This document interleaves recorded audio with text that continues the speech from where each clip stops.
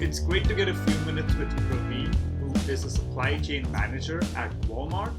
Praveen, thank you for taking the time.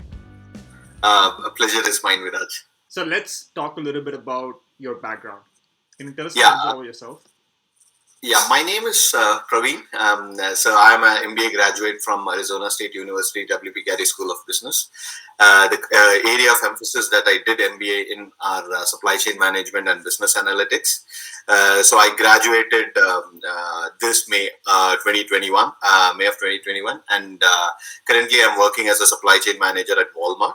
However, prior to starting my MBA journey at ASU, I worked for about 3 years at Hewlett Packard Enterprise back in India as the product owner for their IoT team. Including my time at HP, I have about 9 years of experience in the software industry, which is split between split across three different organizations. Before coming into US to do my MBA, most of my professional experience has been towards technology industry or software development, etc. But however, through MBA, I kind of switched that to supply chain management. So it was like an industry switch. And I did my internship as well in an organization which called as Food Supply Chain Coalition that was sponsored by Google. So that's the first professional supply chain experience that I had in US, and I'm like super excited to speak with you and help our fellow international students in whatever way possible. That's awesome. So, when did you start searching for job opportunities in the US? When you came here for your MBA, what was the timing like? Yeah, so I started MBA in August of 2019. It was a 21-month course. So I know exactly that it started on August 15th. So probably I started my internship search, if we are talking about internship search, somewhere around mid-September, once I settled in for the college, what the college asked for from me. So once that is settled down, I kind of started applying and reaching out to my career services to understand when I should start applying and all those things. And I started applying in mid of September through various portals. So one is there is an internal portal for WP Carey where jobs will be posted. So that's where I started. Then again, LinkedIn, which is a common resource where what students use across. And then going through a few of the target companies which I wanted to be a part of, especially the industries like management consulting or product management or something to do with supply chain. Because my initial goal was to get a professional experience in US. I did not have it. So I wanted to start with something that I knew because I hadn't gone through any classes of supply chain to break that interview. So I was trying to apply to colleges which mostly suits my previous experience, like management consulting or product management in technology companies. So that's where I started in mid-September, and I landed in an internship in Feb. However, that due to the COVID was rescinded. So that was another difficult time. So finally, my another a second chance to internship I received only by mid of June. So that was a huge gap. So there's a lot of patience that had to be kept there. When it comes to full time, I took few learnings from my internships, what mistakes I did, and all those things. And I started about mid of October, I guess, to start applying seriously for full time roles. Mid of October 20, 2020. 2020, mid of October. Okay. 2020, yeah. Okay. I started applying 2020 mid of October. A few steps before applying for full time that I did was to streamline my kind of resume, sitting with my career coach in college and a few of my seniors to understand what I am trying to land in a job is what my resume is speaking. It's aligned with that, and making sure that the resume gets picked when you start applying for the jobs. It resonates with the recruiter or the person who is recruiting as well. So that's few things that I had made sure that it's a blend between supply chain and technology, so that I can use that resume in both industries. So that's the first and foremost steps, which took a lot of time. It's just one sheet of paper, but that's something that took a lot of time and setting up my LinkedIn profile according to what my what my resume says. Those are the few things which increase the optics of my profile, I can say. Got it. Then after that, again, right now I had a good experience in working in the supply chain industry. So my core focus was applying for jobs in supply chain, because that was my primary goal of doing my MBA as well, to switch the industries from software engineering, software industry to the supply chain. So I concentrated more on supply chain industries, spoke with few people who can help me know more about the industry as well. So that's the timeline I started applying for jobs. Got it. So now, if you were to look back, Mhm. would you have done something different when it came to the approach you took for searching for jobs, like in regards to the timing specifically? Do you Yeah, think yeah, you had enough time, or would you have given yourself a little bit more time? yeah.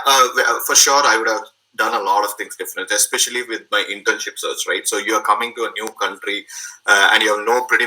You have a set kind of mentality that how interview happens back in your country, and how things work, because I myself have interviewed a few folks in back in India when I was working. So I have a perception, strong perception, saying that this is how it's going to be. So first and foremost mistake that I did was I did not try to unlearn few things that I've learned actually in those experiences. So when I started applying here for internships, due to my experience in the software industry, I ended up getting 4 to 5 interviews within the first couple of months of applying.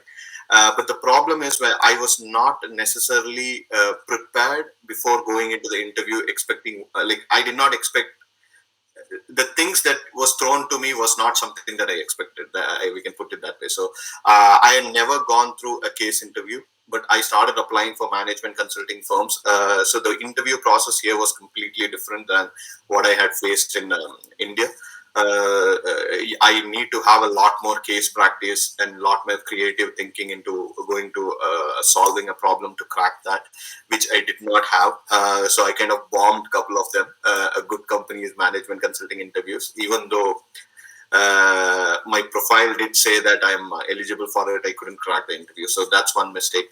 And even in technology industry itself, the overall way the understanding the way the interviews will be structured by reaching out to folks who are in the same company doing the same kind of job and understanding what's the expectation is. I did not do any of those.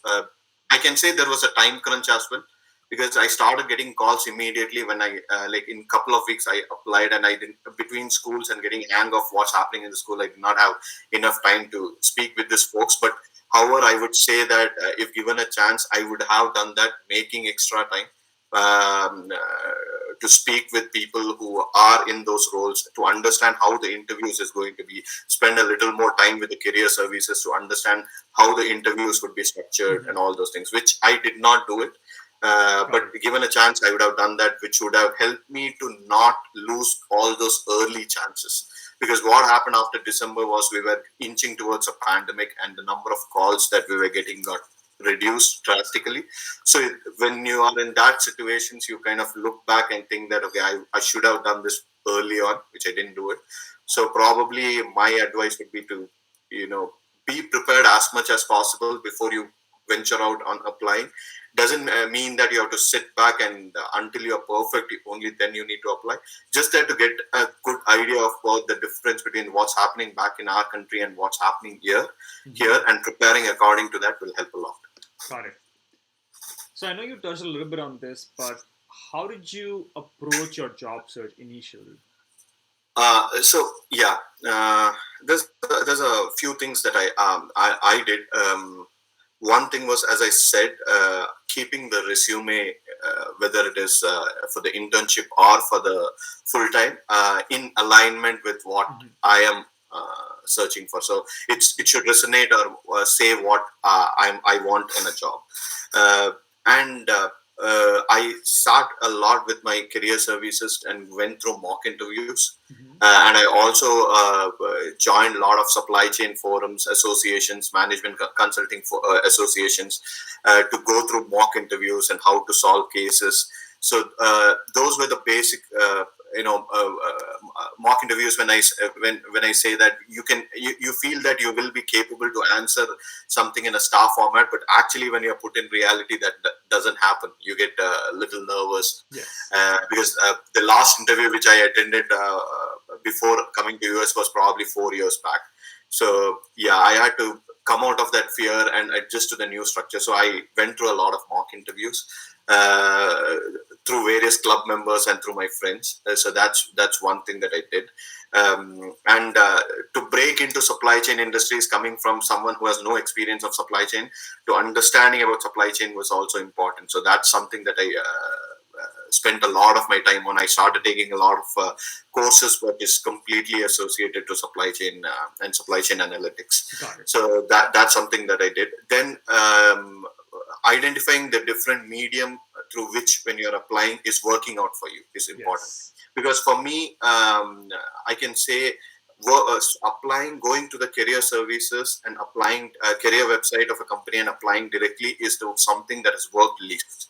Least. Okay. uh, for me, what has worked most is either through the college portal, Mm-hmm. or someone through a friend or a senior who is working in a company, a referral, especially in the technology industry, Yes. and also through LinkedIn connections. So someone posts, you reach out to them, you speak with them, where it can be your alumni or someone you know, your connection knows, speaking with them and reaching out to them saying that I've seen this particular opportunity there. So not saying that can you give me a reference, but saying that, can I speak with you about it for a couple of minutes to understand it's the right thing to approach. So when you start showing that interest, they themselves will say that, if you want a referral, please feel free to, because send your profile to me, I can refer. So rather than asking for a reference, ask for an information is the approach that has worked for me the most. Absolutely. And I have always kept in mind that, if I am going to a career website and applying any job opportunities, especially in the big 10 or big 15 firms in the world, any job opportunities that is 3 days older, I wouldn't simply go and apply, because there will be a ton of applications already, and I Yes. know that at least 80 to 90% of the time I would end up getting a reject. So if it is fresh, if it is posted today, so I had made a list of companies in an Excel sheet, like a 30 or 40 of them, which I wanted to always keep a tab of, and usually just log in into their website at least once in 2 days and to see that what's posted today, Mm-hmm. apply to that roles. And I used to get a few interviews through that, Wow. since my application goes early on, Yes. rather than waiting for them to post it on LinkedIn. Because what I've observed is posting on LinkedIn and posting on career site, there's always the gap for the company. Mm-hmm. So yeah, I always used to keep tab of that. So that those are the few approaches that I used to That's get phenomenal. into. Those are some really great insights that you shared. And now, if you were to look back, what worked and what didn't work in regards to the approach that you specifically took for searching for jobs? I know you touched a little bit on this, that you mentioned that if you applied through the company website, then the chances of you getting an interview were relatively lower than if you were to apply through your university portal. Any other learnings from how you approach the job search and like how you kind of changed it? True. I was speaking this the other day with my brother, who has been in the supply chain industry for like almost 15 years now. So he works in the Europe. So there is a pattern how you create your resume in Europe. Usually they include photo. Uh-huh. So he enjoys interviewing people there is a photo in their resume, so that he can visualize the person when he's reading through the resume. It kind of puts a face to the name and the profile. So that's something that's not will not happen here in US. At least I haven't seen that happening.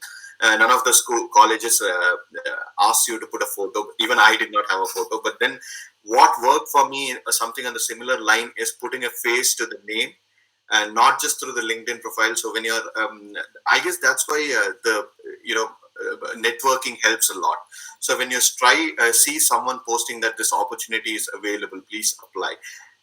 You try to reach out to them, and I'll say there will be only 10 to 15% success that they'll reach back to you, but you should have that patience. You should write other than just typing interested or this is the profile, please check. Writing a very good message as to saying that, having a good template saying that why you are good fit for the role and what you can bring and what information you need to know about that person, about the role, and sending it to them as an email or a message has always worked. So once it works right, that's a good step to start to, because right now you're speaking with speaking with this person, and they are able to understand your personality early on into the interviewing process, and they are able to put a face to the Yes. all the details that they are knowing. So at that point of time, such experiences has always taken me farther in the interview process, rather than just dropping a message and just letting it go, Got it. or just applying in the career side. Because I have seen, because there was days for me where I would apply for 25 to 30 roles a day, and in the next week I would have got almost all rejects, Hmm. and you kind of sit back and think that I'm doing everything that I can, but it's not happening. So at that point of time, you try to change change things, even though what I said, the process would take a lot of time, and your frustration as it gets closer to the date that you're not getting interviews. So you want to put in as much applications as possible. Sometimes will not be the right thing to do. You Yes. should still keep the patience and kind of continue our approach of be elaborate on while reaching out to folks, not so elaborate that they would get bored, but elaborate enough to catch attention is something that has worked for me in all That's the awesome. interviews. That's awesome. Uh, how did you actually get the interviews for the companies that you applied for? Was there anything in particular that you were doing to get the interviews?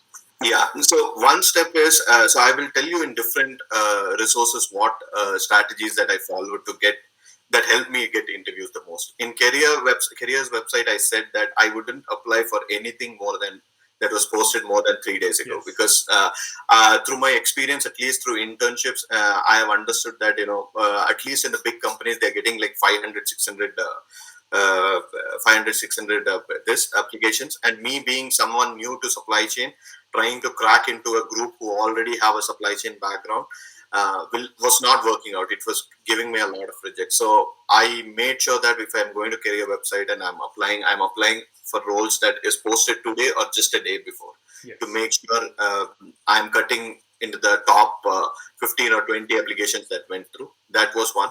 I wouldn't say that that has internally worked, but I felt that it was working because I Hmm. started getting interviews. That's one thing.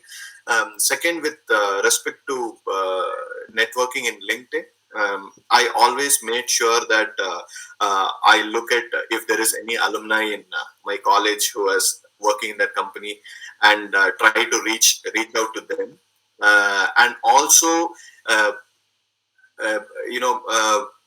In general, even if I am not, say for example, I have a target company called XYZ, so there is no roles posted, but whatever I used to do is I used to reach out to say product managers of that company, asking how the experience of how their experience has been in product management for all these years. How what are the what are the abilities that you need to crack to carry on that role, or date on a day-to-day basis. All this information was something that I used to uh, collect, so that when an opportunity get posted, I have already laid a foundation to reach out to that person. Hey, we spoke like this the last time, but I see an opportunity right now, maybe in your team or in your organization. Can you give me a referral if you Yes. feel I'm the right fit based upon our conversation? That kind of helped me to break that ice of directly asking a person for a referral or something like that. That's one thing that I followed, which worked out for me in LinkedIn. And the one resource that I feel most of the people don't use that I work for me is professors. Awesome. So professors are someone who have a lot of, at least in ASU, what I've seen is a lot of industry knowledge and industry connections. So there are alumni who passed out from your MBA programs who go to do. Who are in various different director levels or vice president levels in various industries. So they have contacts with all these folks. So if you reach out to the professors asking that you are, so this is your interest, this is what you're searching for in a job, and you feel this is where you fit in, how can you help, they are always open to help their students. That's what at least I have experienced, because I landed my internship because of my professors Hmm. connection. I know a few folks who have landed their internships because of the professors, but that's something that I've seen students don't explore much. They don't after the classroom, they come out of classroom, that resource ends there for some reason. But in my experience, these are so professors are folks who have a lot of industry knowledge, or who have a lot of industry connections, because they bring like hundreds of capstone projects into the college on yearly basis for students to Yes. work on, which cannot be done without industry connection. So that's a resource which I would say to tap into very seriously from internship days. Got it. That's awesome. Uh, how did you prepare for the interviews that you got? Oh yeah, that's that's a interesting thing. So um, first thing is to basically, from an MBA perspective, what I used to do is to get to know about the company. I would say I applied and I got a, say Walmart. I got an interview from Walmart. So I would want to know as much as possible to about the company. So one document that speaks as much as possible about the company is the 10K document for the company. So it speaks about the history, it speaks about their risks, it speaks about their strengths, it speaks about the finance, everything, financial aspect of a company. So I used to quickly glance through not the entire 10K for sure, but a few specific pages or topics that I used to follow or I can understand. So that I can use the points in the interview. So I used to go through that to get the knowledge of the company. Then I always used to reach out to a person who performs the similar role, and who have joined the company probably not more than a year back, to understand how they cracked the interview, as well as how they are how they were supported in the roles that they are working right now, and how was the how is their experience, to understand that, and what are the abilities that is needed to crack the interview or to perform your job in that responsibility. So those things I used to do. Then I always used to try to reach out to a level above than the role which I'm interviewing for, Hmm. to understand from a management or manager's perspective, is that, for example, if it's an analyst role, reach out to a manager saying that what do you expect from your analyst, like what is that. Yes. So to understand that, get both perspectives, I used to do that, and with that knowledge, I used to go for the interview. And the other thing is work on my story. So the thing that hasn't worked out for me is to write a question and answer it in the star format. That did not work for me, because you might have understood that I explain a lot sometimes the situation itself. So the Uh-huh. star format doesn't go well, because you're supposed to spend only so much time on the situation, so much time on the task. Yes. That was some for some reason not happening. So what I followed was I wrote instances, like 15 or 20 key instances in my previous professional, from my professional days or college days till date. I wrote all those 15 instances or stories, not a star format, just as stories. Hmm. And I used to be thorough with that stories, and I went through, I drilled down that stories to the maximum level or the detail that I can go through. Those were 15 stories, not the star format. And whenever someone asked me a question saying that tell me a time you convinced someone, or tell me Yes. something like that, I used to try to relate that to a situation that I've faced rather than a story that I've written. So when you Got it. face, try to relate to a situation, that similar situation can be used for multiple stories. So you don't have to memorize or recollect hundreds or 50 of star situation or star questions. You Yes. just have to keep in your registry only a stories, a certain I mean a certain set of situations. that Yes. you can use as multiple stories when questions are thrown at you. So I just had to create that link. But after attending few mock interviews, you get to know that okay, if such questions come, I can go to this situation and pick that. Yes. So that's something that I've done. I've never written a question and tried to answer it. I've always relied on my situations that I've faced to answer that. And I was open to say that I've not faced it, but I can tell you something similar in this line or something that approach. So that's something that have helped me to crack at That's least awesome. most of the behavioral interviews. That's awesome. Now, if you were to look back, Mhm. what would you have done differently when it came to preparing for interviews specifically? Uh, at least the initial days when I was searching for internships and beginning of full time as well, right? I used to prepare specific to a company, Mm-hmm. keeping company in mind. So if it is Amazon or if it is Walmart or if it is Microsoft or Google, keeping that in mind, saying that okay, this is what the company is asking for, so this is what I prepare to. Uh-huh. But then what I realized down the line is it's not helping me grow as a person, which I Yes. can communicate. I'm trying to customize myself and becoming someone who's I am not. Yes. Trying to over customize and adjust to the culture of a company or something. That's the reason probably they're able to understand it, because interviewers are interviewing like thousands of candidates or hundreds of candidates, so they tend to get it. So I felt that. So what I did was I generalized my preparations. You know what, like in supply chain, this is what, if I'm applying in procurement, this is what I know and this is what I need to build on. Mm-hmm. If it is like sourcing or procurement, if it is supply chain analytics, this is what I know and this is what I'll build on. So I started generalizing and started preparing in a general term rather than specific to an organization when the interview comes. And whenever I kind of get an interview and start answering questions, I, even if it is not directly my experience is not directly aligned with that, I try to take the experience, see how it is transferable, right? What I did as an software engineer or a product owner or a technology analyst in my previous organizations, how is it transferable to this role?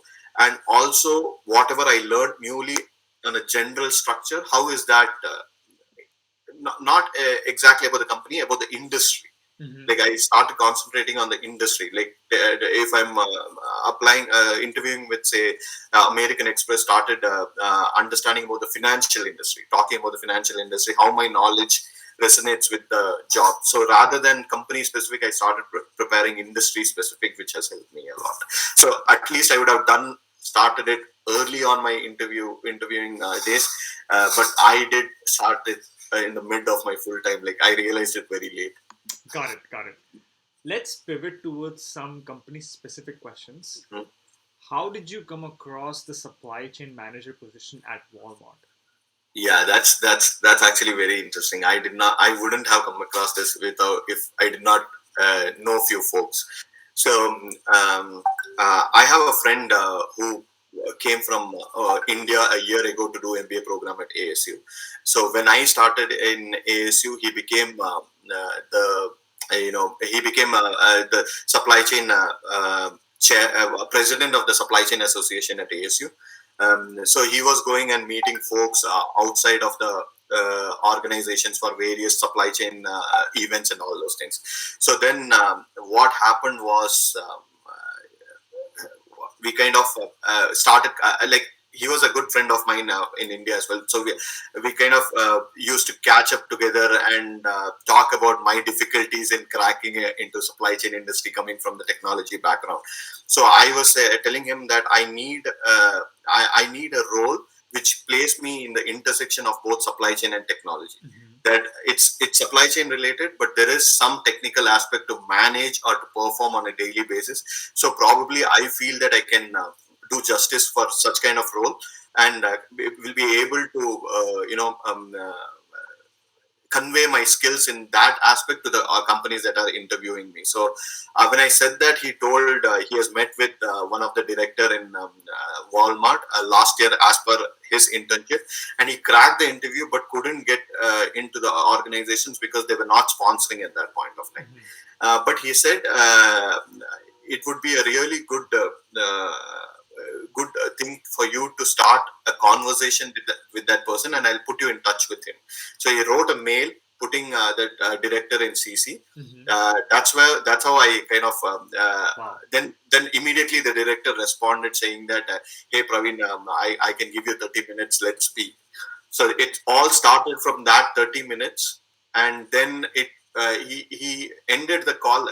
I was able to convince him that I'm looking for such roles, and if there is any such opportunities, please reach out to me. So he did say that he doesn't have anything right now, but down the line, if he has some opportunities, he'll reach back to me, and he kept his promise.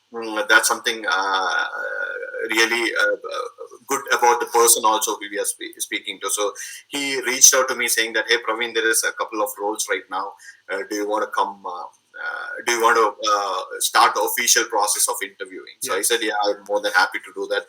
That's when I went through multiple rounds of interviews and got the role. That's awesome. So Yeah. the key insight here is that you were very vocal about what kind of roles you're looking for with your your friends too, and through your friend you were able to get in touch with the right person to get to know about this particular position. That's phenomenal. Yeah. How did you actually get the interview for this role? I know you mentioned that you spoke to the director, just sent him a note that, hey, like, this is the role I'm looking for. Let me know if in the future you come across that particular role. I'll be more than happy to interview. So that director just reached out to you, and that's how you got the interview for the role?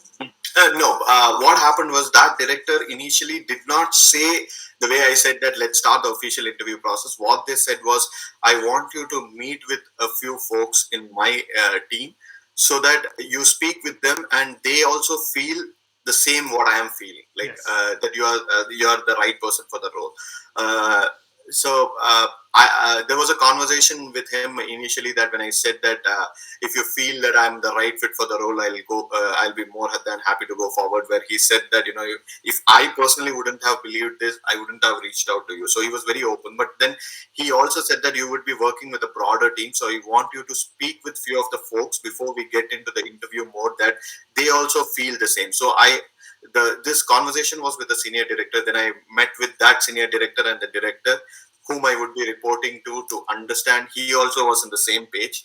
So once I was able to convince both of them, that's when the official process started. That's awesome. So that's when they said that, okay, this is the role. Please go and apply in the career website, and we will start the official process of interviewing, because that's a broader team, and you need to speak with other directors and other teammates you will be working on. That's when the official thing started. It's not like he liked me and immediately the official process started. He wanted to make sure that what he's doing is right, so he wanted me to speak with other folks that they also felt the same thing. Okay, I can pull the responsibilities that this role asks for.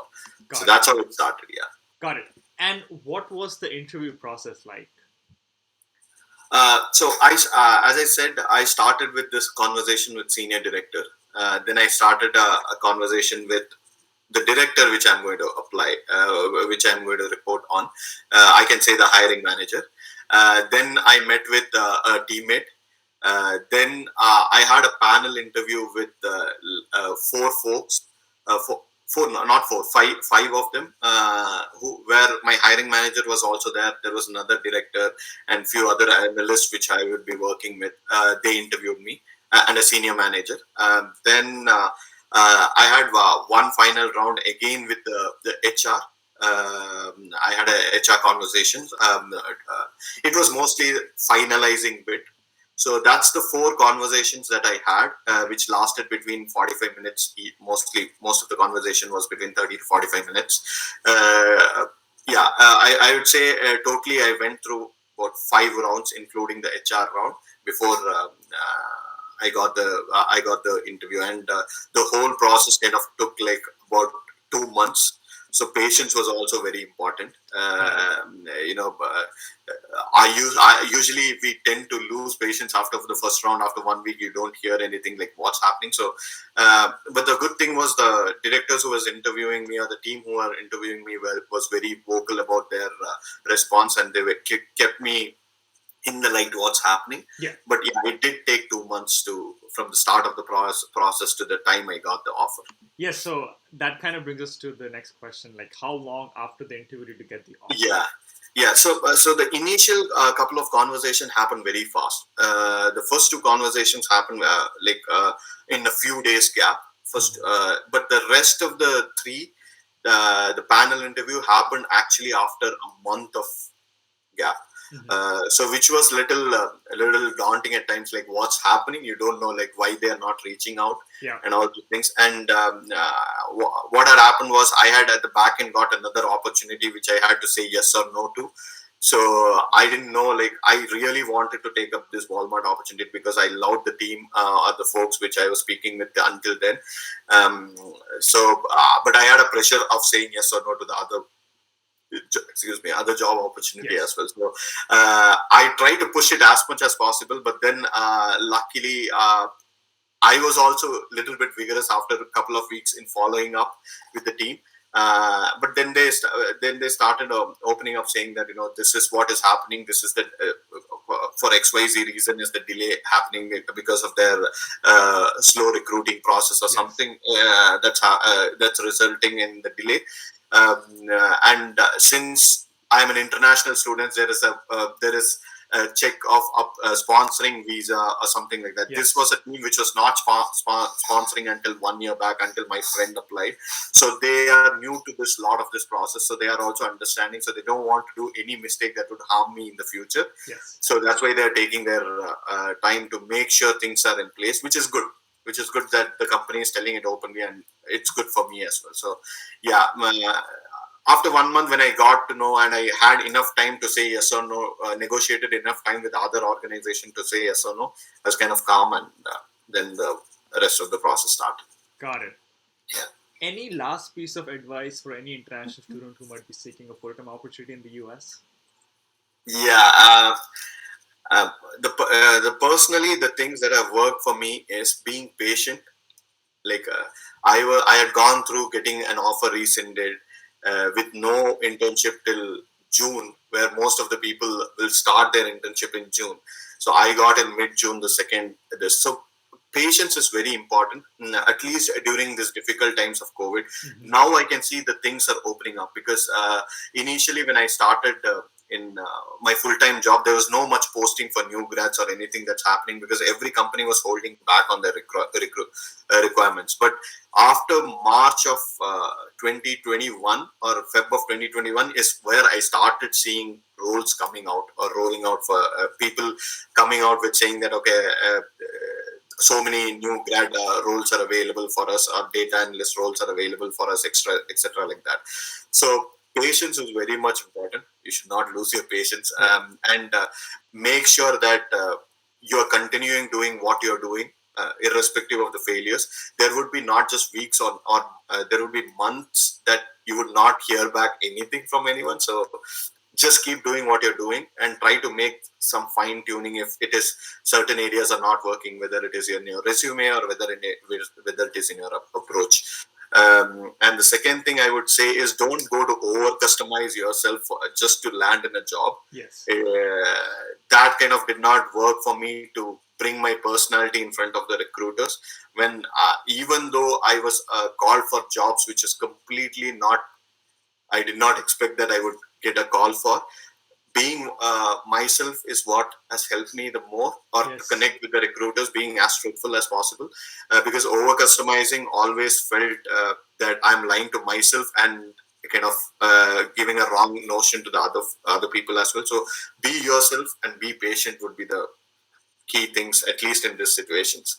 I know it can be overwhelming, daunting at times, you emotionally draining, but then you just, they say that you just have to get one yes. You can get 100 no's.